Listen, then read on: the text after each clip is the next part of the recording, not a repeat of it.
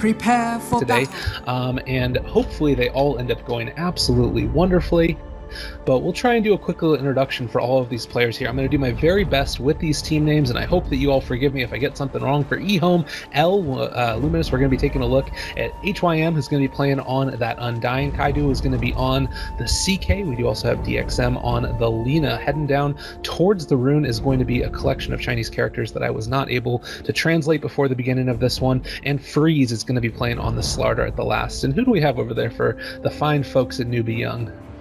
Young, going to be farming on the Alchemist. SCC handling the Wind Ranger by RR Winter Wyvern. Laying possibly on the going flame. Actually, not 100% sure who the Phoenix he might be Iwi.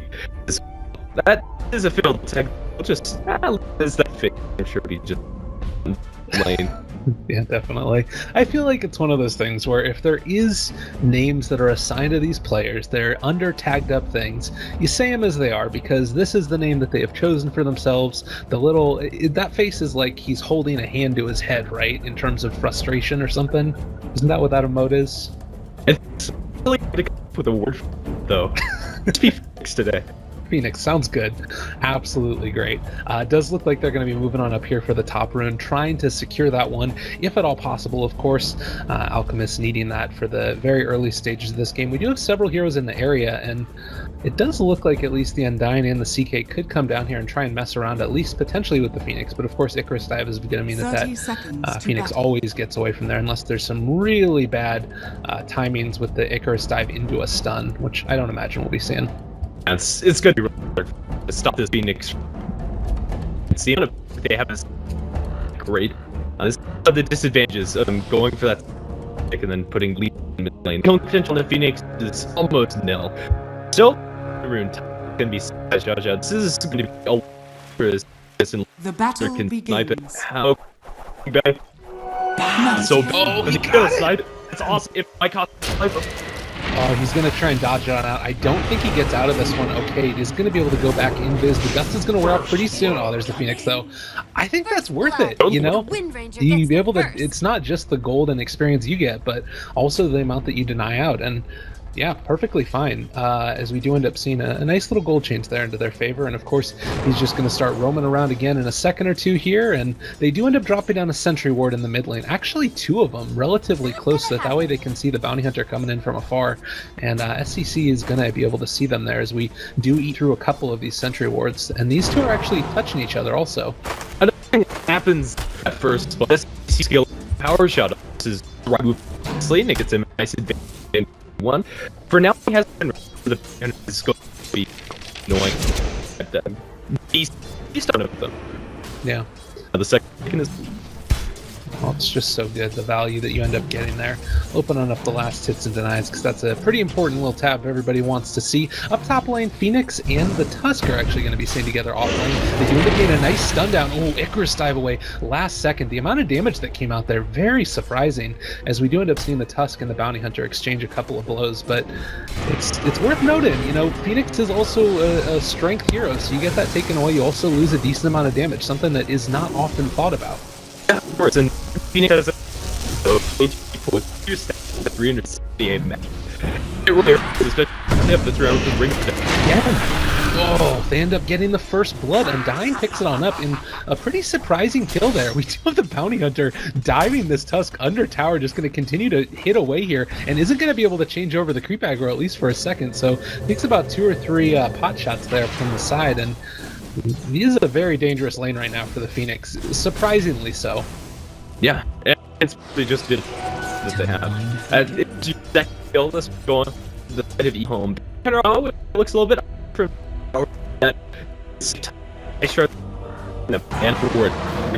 So gonna come too much, but maybe on the other down the safe for Newbee.Young side, they're looking crazy.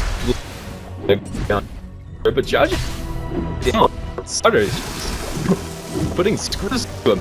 Really quite late in this lane. It's been pretty decent, I would say. I mean, if you compare the Alchemist to the safe lane of the CK, it's been a little bit more into his favor.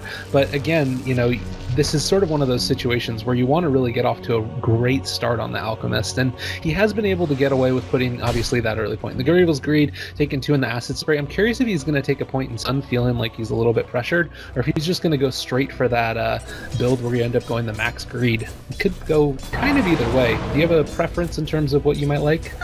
Like the Max Greed. Dire's top tower pretty is limited. under attack. Until late. And that's Winter Blast ultimate. Yeah, he's going to be able to lay down a good amount of damage. The Slithering Crush comes through, and that's going to be a dead Alchemist, just like that. EHome will end up taking out another kill real quick, and that is on the safe lane. Definitely a little bit more impactful than just killing off that Phoenix in the off lane. Yeah. No, he's having a what kind of this is had many runes, but didn't get the first bounty runes. Further behind where he'd like to, you know, 100 gold out of this CK. At this point, the game means nothing. Yeah. Well, level 4 now, going to be able to get off one of these hits. Does have a stun in a second if the CK wants to commit that, but just using the Reality Rift for a little bit of harassment, and this is the way you kind of need to play that CK, considering that Reality Rift has a little bit of a lower mana cost than a stun. If you're able to bait out the Icarus dive early, that means you're going to be able to initiate the second time later on with the stun. There's going to be the jump back, going to be able to get a lot of damage down, not quite able to kill off the Phoenix, but was able to force on out that Icarus dive, which has a relatively long cooldown, and with the Mango popped right now for CK, needs to be careful, can't really stay in lane that efficiently. I think it's to be very, very careful and be in a little bit of trouble. The eyes on bird. Radiant's top tower is under attack. Bounty Hunter, meanwhile, able to get a kill on the Winter Wyvern, running on down towards the tier 2 bottom. Sorry I ended up missing that one, but Orb of Venom down, as well as the little bit of damage that you can get coming out from the Invis. It's just going to have a good old time. But top lane, they're going to be able to find on out. The CK get another couple of Dire Spirits on him. He does end up popping the Salve. I think he's going to go down, able to dodge the Icarus dive, but I still think he's going to end up falling as the Iceberg comes in, gets the last hit. And it looks like Undying is just going to have to look on in dismay as, well, can he actually find a kill here? He has boots. There's a chance. He does have a little bit faster movement speed, but I don't think he has enough damage or mana to get that kill. Another soul anything of it just fine. You're gonna do it side. Need to express it back to the well. So is going to get her eventually. Talk to, and I think for a good reason. Kind of to be expected. I don't think the league is going to be that much for our team. Both Ranger and Lena have a good amount of ways to these. Once they're right now, they're not. And Windrunner is just going to run on back to base now. Does have enough to pick on up the phase boots a little bit recently. And this is going to allow the Winter Wyvern to stack on up the hard camp, then move back in, soak up a little bit of experience. Definitely necessary. Although we do have a bit of a dive forward, or backwards rather, as Phoenix needs to get out of there again. Well, the Phoenix has died a couple of times. It's worth noting it is level 4. And, you know, you compare that to the enemy side, and it's been a relatively decent offlane. It hasn't been that terrible. Actually, no, never mind. I'm tripping. Yeah. Okay, no, yeah, he's definitely further ahead. All right, that's going to be a jump forward. I don't think that he's going to be able to kill off this Alchemist. Actually, Alf doesn't have ulti at this point. The TP is going to come on in. Going to try and see if they can save him. Tusk is here as well. They do have shards as well as Snowball if they want to commit for it. Not going to be able to trap him in, and not going to be able to catch him with the Snowball either. So that's just a quick little runaway. Yeah, looks like Clover had his hotkeys for his Mango switch, so he wasn't able to put the Mango, even if it probably doesn't get the kill. Not the end of the world. Just a little bit of gold. It's a TP for TP from the enemies. And they're going to force out that rotation. When Rangers move to the wood, they're going to keep on getting that Winter Wyvern, which I do quite like. Just getting that little thick higher level blast is very important for stopping aggressive to bounty under the tree. They're going to be able to find him out again. There's the Shackle, going to connect. Do have its follow-up Snowball in a second. That's going to follow as well. Power shot through, and that's a quick and easy kill. And I think that was just something where they might have caught sight of him moving on by the tower, potentially, or one of those other spots. There aren't a lot of other sentries on the map right now, but they do obviously have that vision from the tower. So probably either that or expected that he was going to come on in. Either way, they find a kill. Very, very important at this point in time, as we do again have the Phoenix here getting chased on drawn down a little bit by this Undyne as well as the CK, and one wrong move is all it's going to take, as well as a nice duration stun, and that's definitely going to be a kill. Yeah, even though we've seen both kills here and there, this is more or less just the combo of this form. Level 6 bounty, that's going to open up on Josh. They're going to be able to find him out there. One last click is all it's going to take, and Bounty Hunter takes him down. Level 4 in his own right, trying to build up towards that level 6, gets the track goals whenever possible. Also worth knowing, Winter Wyvern's hit 5 now. I think that the other thing is that, of course, the maxing the Splinter Blast makes a lot of sense here.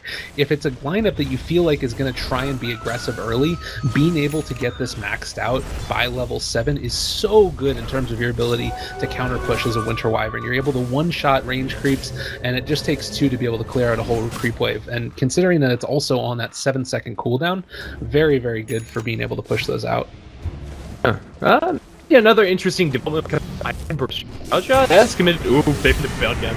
They're going to be able to catch him. Do they have enough? He's actually running the wrong way back into the Sentry. Trying to take on out the Winter Wyvern, ends up falling to the Dragon Slave. They catch on in the Alchemist as well. A quick couple kills. They are going to be able to hit the Shackle, keeping alive the Alchemist with the Snowball as well. Very nicely done. Doesn't get out the Light Strike Ray, and also misses the Dragon Slave, but able to get him with one last right click. Meanwhile, off to the side, the Bounty Hunter is still running in. Worth noting that the Courier has made its way all the way down to the medium camp, and they spot on out this stack as well. So realizing that they need to come on in and contest this farm whenever they can and not just give that away to the Alchemist. Really good reactions here by EHome, but I kind of am feeling like they're going to be in a situation where they're not going to be able to... I guess that the fact that it hasn't been Alchemist that's been able to take these is a good part. Yeah, that's something for them in a vacuum that's good for EHome. A lot of to a pretty poor Tusk Shards, which completely off the... He is able to remedy that a little bit. Ooh. Bounty Hunter is still sticking around. It looks like he's not going to be able to stop this curse the Acid Spray. He knows the Sentry is still so low. So that's all for the Bounty. It seems that that's not a major victory for either side. Alchemist will still be able to get a couple of these creeps. Bounty Hunter been able to sag on. Alright. He does soak up that experience, which is definitely necessary, and that's actually his level 6. Oh. Yeah, and then he gets the track's going to start moving around here. Also worth noting that that track did reveal that they knew there was a ward up here on the high ground, so they're going to be able to come on in and de-ward that one in a little bit. We do have off to the side now, Tusk jumping in on top of the SLTV, gets the crush off to keep him a little bit at bay, but they get one hit from the Arctic Burn, and that could be enough. No, with no shards back up for another 7 seconds, they weren't ever going to be able to find that kill. As again, another couple of tracks, and Bounty Hunter runs away, just giggling to himself. Yeah, even though he's died 3 stage, but he's doing just fine. He's gotten the team, he's gotten deep, he's got de-ward now. And really, all he's wanted to get this entire team is the whole. But SLTV also doing for a die towards his blink. It does seem like EHome are in a really good position to be able to win this. You know, obviously net worth and that type of stuff matters a little bit less at this point, but they have been able to build up a little bit of a lead, and that's generally, I mean, if you consider the fact that Alchemist is on the enemy team, that's definitely worthy of noting at least, and about a 500 experience as well. I think the other thing is that they're set up to be able to be aggressive in the next couple of minutes here, and they're set up to be able to take fights. Once the SLTV ends up being a Blink Dagger, which is only about 1,000 gold away from being able to pick that up, he is going to be an absolute monster running around this map, and just being able to just, you know, get the initiations that they need on top of these heroes. Yeah, a lot of the focus on the next parts of this game for Newbee, or to try and bring back into where it's a comfortable pace. Going right on SCC, win range is top north chart, early up, and here comes Bounty. Wait for a little bit, but it's coming smoked up the CK and then dying, you know, from the left hand side. SCC blowing the win run. It's good. If he goes up, it looks like he's going to smell something up, or they go for the dive though. Looks like it just might. Yeah, they do have the track speed. Oh, wasn't quite able to get into range. Actually, I think that CK could have gotten that one, but feeling a little bit scared to dive too deep into the enemy territory. Considering that they were in a position where, oh, Winter Wyvern has a TP. Yeah, they all have TPs. They probably could have gotten there in time. Alchemist going for an early Vitality booster. Kind of an interesting build there. I was going to talk about that fight broke out the left-hand side of the raid jungle. This really, he just seems like he's effective at now. Probably build that in Doctoring later, or a hard just ability item in slotted build. Radiant's middle tower is under attack.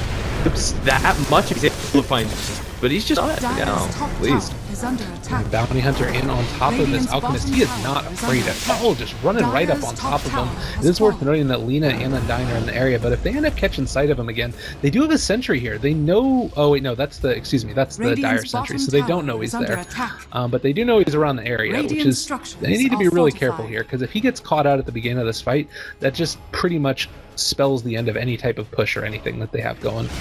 Now pick up for Radiant's bottom Newbee. tower The has SEC down. You're in shackles.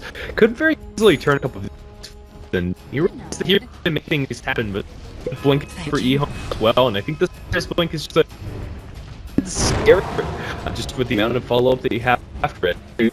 In Shackle, the amount of damage that comes out from your auxiliary heroes just nearly is what you'll get from the flow of Alina after the Oh, there we go. They're able to catch him out the Bounty Hunter. He is going to fall here, and so I was talking about, all of a sudden you can't be aggressive anymore. Once your Bounty Hunter goes down, maybe they try to, but I think it's more worth it here at this point for Lina just to farm on up her Yules, and she's pretty close to it. So I think that that's probably going to be the next pickup here in just a couple of seconds. And meanwhile, the SLTV are looking to maybe try and take a quick kill here on this Alchemist. If he waits for the ulti to go off, I think that there's a chance he could maybe take this one, but he would be stuck on the wrong side of the cliff, and that just gets a little bit too dicey. Yeah, the allies are just biased because going pop it. I don't think it was fine to observe for it, but it does get close. I think they were slaughters getting collapsed on. Do have a snowball here as well as... Oh, nice jump away. I feel like there's a chance there that he might have been able to catch him, but it does look like CK is going to TP out. Maybe a little bit of an engagement over here. They are going to be able to have Winter's Curse up for this fight if they want to. Egg has now been popped for the Lina, drop and very low. There's the chance for the Shackle, not going to end up connecting, but they do end up getting the kill with the Focus Fire. We also have the Winter's Curse down, and the Tombstone is looking to fall. Nice double Shackle. They're going to connect. It doesn't look like Freeze is quite able to make enough of a turnaround. He does want to get anything that he possibly can, but if you take a look at this, CK is going to end up falling, and it looks like SLTV is as well. He does get out of here, but it's a little bit too much to ask for him to try and turn the whole course of a team fight when your Lina has already gotten picked off at the very start of it, not even able to throw out the Laguna Blade. It's just such a hard fight for EHome to take. They're so spread out. You're gonna have Dire's middle enough down by the tower Bounty is Hunter. under He's still attack. maintaining amazing vision for the team.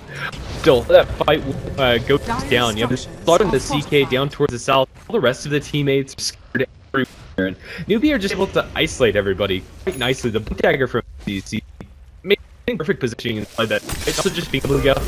But it works for them. EHome, you want to see a Radiant's clean bottom blink tower crush. is It was under attack. a defensive maneuver, but it's win for it. And it does get a win.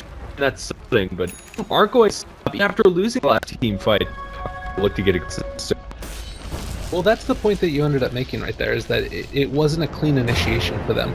This smoke gank definitely can be, and I think that this is probably the right move for them. They need to try and group together and make something happen. That being said, the CK isn't with them, which might end up meaning that Newbee.Young feels a little bit more comfortable at their situation. Oh, okay. He ends up getting in, and don't worry, guys, we got it.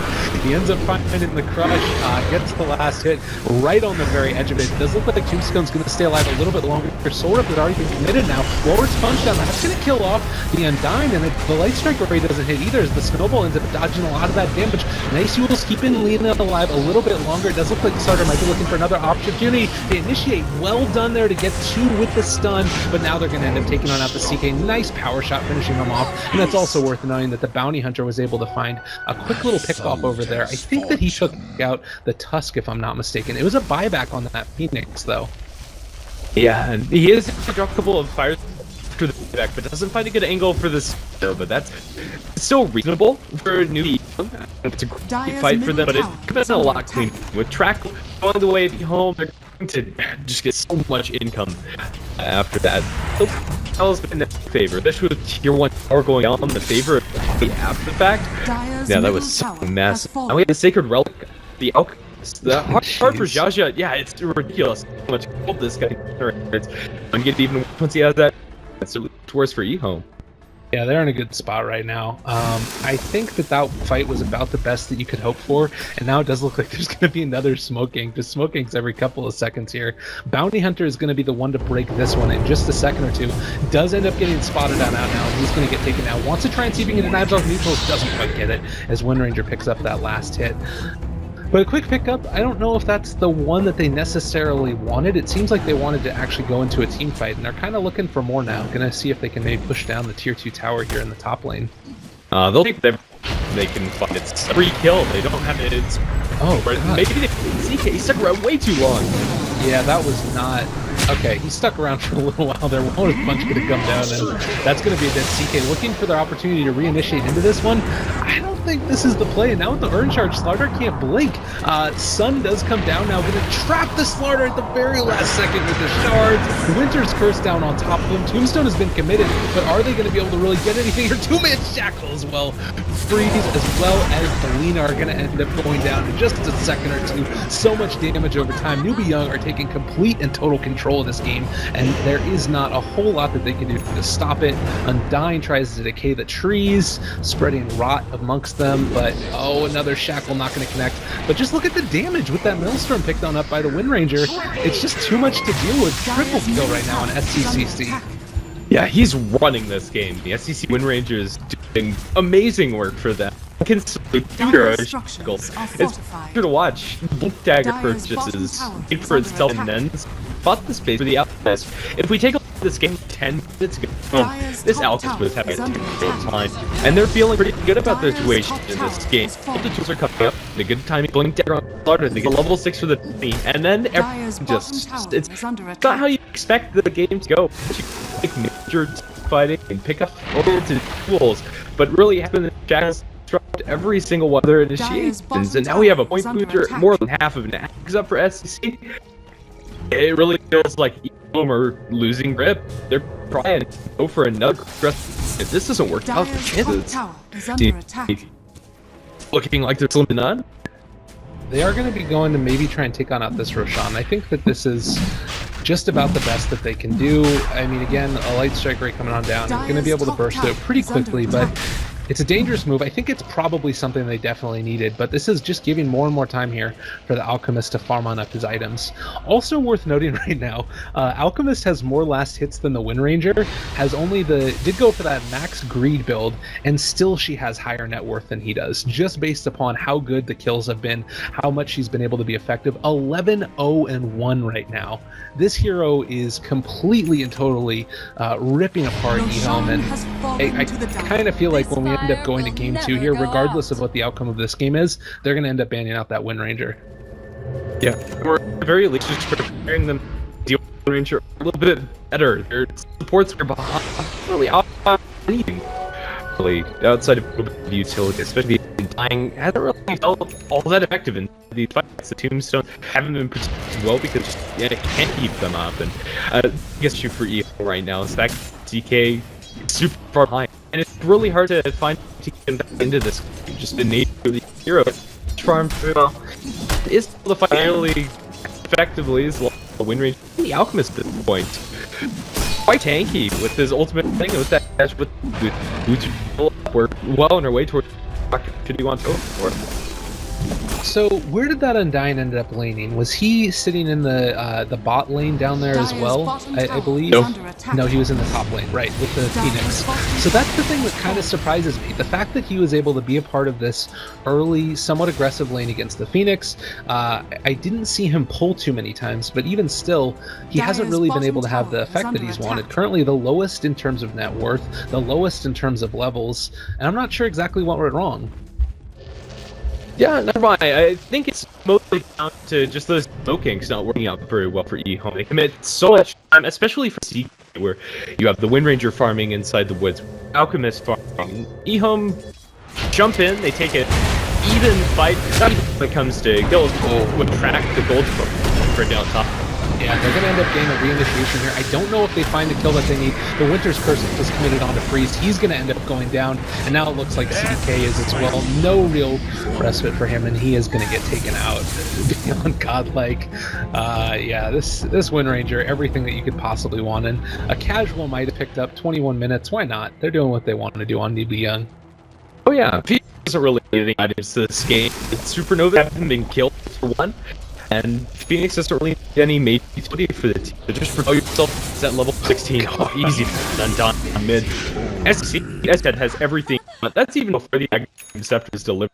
a little annoying for him since he's not gonna have that expire for another 50 seconds or so. Still, SCC is out of control. And you also have Alchemist. It's net out of your mind. EHome are starting to get desperate.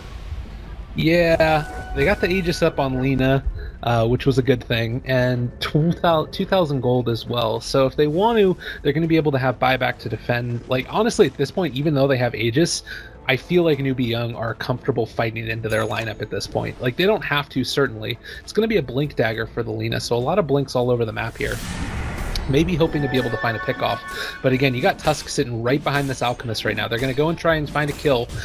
And Snowball is going to keep him alive just a second longer, I think. Are they going to be able to pick him up? No, they get the pickoff. Well done there with the blink reveal. They're able to find that kill, and it does look like the Tusk is going to end up paying for it also. They were trying to do some type of turnaround. They are going to be able to get the kill on the SLTV. Now, though, as well, you've got a whole bunch of problems. This Wind Ranger is just chasing after people. It's a quick kill on the Bounty Hunter, and unfortunately isn't going to be able to find anybody else over here. But still 14-0-3, 126 last hits, and 12k net worth at 23 minutes in. It's a big net worth swing in the favor of EHome. They get themselves 73 gold compared to 30 by Newbee.Young. Most of the pocket of the Bounty Hunter. I think Dire's that's the top have to tower make. is under attack. It's not enough. Need that Alchemist off time again. One that pick. I mean, would. I think that's one of the reasons why the Tusk was so far back. He didn't Dire's expect the lead to be bottom tower is under dagger attack. to pick side and off. I'm pretty sure. I thought she was hopefully just farming up on enemies in the woods. That's not enough for them to step in the right, but they need a lot more than that came from. Start putting dents in the advantage, especially with these big. Alchemist hardly is by that kill, and in fact, the most annoying part is the fact off the left for under it. Yeah, definitely. Which, yeah, I mean, it is relevant. Oh, you know, yeah. it's worth talking about. Bounty Hunter picks on up the Bounty Rune. It does look like he's going to not run into a ward because this is a dire sentry ward. So still safe, at least for the moment, trying to find any opportunity to get off a... Oh, here we go. Shackle again. This is going to be a quick pick off on that Chaos State. I thought you were tanky, as the DD Rune makes a very, very swift work of the enemy carry. Fight recap. Only 500 gold swing at the end of the day, considering this Wind Ranger is just so far ahead. I can't tell. It seems like the shackles are really good, but it seems like also EHome just aren't able to respond as effectively as they might need to against this Wind Ranger right now. Yeah, usually when you're doing sort of defensive support, like a Wind Wyvern or a Dazzler or Embrace or great respectively, and I think Beyond can respond to it well.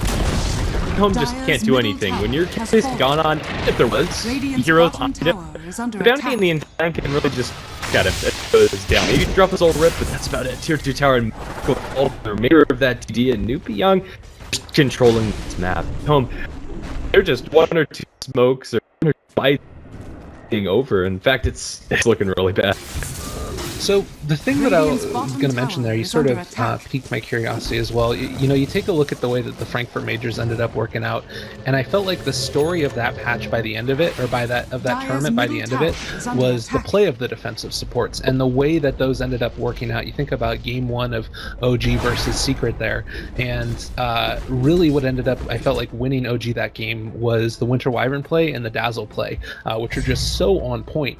And it seems to me like we're moving more and more into a situation where with this patch, if you're able to keep your heroes alive, if you're able to have those defensive supports, or at least able to burst on out those spells, not quite able to hit that shackle in the mid lane, you're going to win the game. And I think that we're going to see more and more prioritization of those supports until 6.86 pops out. It's less the initiations and more like counter initiations. Like EHome's lineup, they have a lot of ways to start fights, but Newbee.Young have just been pushing these engagements basically after getting jumped on. This point here, winter curses are completely destructive, and EHome can't follow up appropriately. I don't think we've seen a blanking outside of that one on the Alchemist bot lane. Right, and they need so many more of those to be able to make it work. And you can't necessarily rely on pickoffs because vision game has also become so much more important. You know, as we do end up seeing YCC again get tracked up and try and chase after this bounty hunter here, isn't going to be able to find him, unfortunately. But nonetheless, like the vision game that you end up getting with SLTV is pretty important. Tusk also, TA, a couple of the other big heroes that are in this patch that end up giving you that vision advantage. If you're able to take that, being able to find pickoffs is so much more difficult. And I don't know. It's going to be interesting to see how teams react as we move forward into the sort of waning days of this patch. And it'll be interesting to see how it develops the next patch. So plays out. Now everything's kind of slowed down in this game.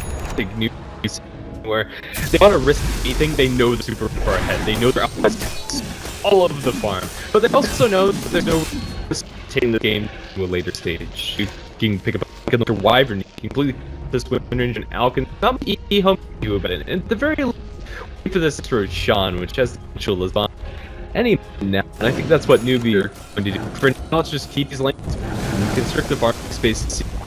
Let's just get the DKB. It's something that Dire's bottom tower is under attack. EHome. And even without having a lot of case delusion, especially it's lucky extra off of Tasm can't do a lot of given the base. So let's see if that could be enough to high grade for you. Also the crits. I mean, that's the thing about this hero is he's just so much hit or miss, and if he hits, it's just devastation. If he doesn't hit, then it's just sort of like a little kitten scratching at you. I think you end up getting not quite a complete shackle, but Freeze is still going to end up going down there. Tusk gets the final hit as the shards do come through. Now it looks like CK might be in a little bit of trouble. There's the Glimmer Cape coming through. They end up popping out the dust as well, but not wanting to commit anything as of yet. As we talked about, still waiting for that Roshan to get back up and everybody to be in fine form to take it on out. Soul Booster finished on the Alchemist, just waiting for that other 600 gold roughly before he ends up picking up Octarine. Do you think it's worth it to go straight Octarine or save for buyback at this stage? I don't think Josh really needs to save for buyback. Snapback potential from EHome, their ability to translate this into a tower push, is very little to none. They're not great to commit the Phantasm and the Alchemist, which at this point it looks like they probably will. Another keep in mind for K and his chance his illusion radiance burn. That'd be very annoying. Though the big SM's covered. Now to be going road shot. This would be so hard to for EHome to defend against. And he will just pick up that Octarine. Let's see if they're up for the looks like they're making this version. I know they probably have a good idea. It's going. You know they can't really do anything about it. Yeah, this is a little bit disheartening at this point. You know, I kind of wonder. Sometimes we talk about like BKB being game losing items. Do you think that's the case with this one? Would something else like a Mantis style have been a little bit better for the greater DPS output, or does he really need that BKB? The issue for CK is still going to do it with this behind the carry. He's at a 12,000 net disadvantage against the Alchemist, and he's getting pulled up. I mean, at this point, probably look to caution items next pick up like an arm. I don't think the BKB is playing, just the lack of. Okay, no, fair enough. Well, we'll see how this ends up going. Windranger picking on up the Chrysalis is 15-0-4 currently with 17k net worth. They do end up jumping forward on her. Need to be a little bit careful. Crush does end up getting committed, but sure can cost him coming in as well. They're going to be able to get out a lot of damage, but still surviving throughout all of this. The Winter's Curse is going to come on and deal a lot of damage without this hitting away on top of both the Bounty Hunter and the Undying. There goes the Tombstone in just a second, and even though Laguna Blade was committed, Thresh was committed, Amplified Damage was committed, this Windranger still stands. GG ends up getting called 30 minutes into it, as this hero just took over this game. 15-0-6 is the final score for her. And I'll be honest, EHome thought they wanted to start. He dropped to low HP. His Phantom Illusions are too low to do anything, really, and they back onto a Brace where they don't even use. And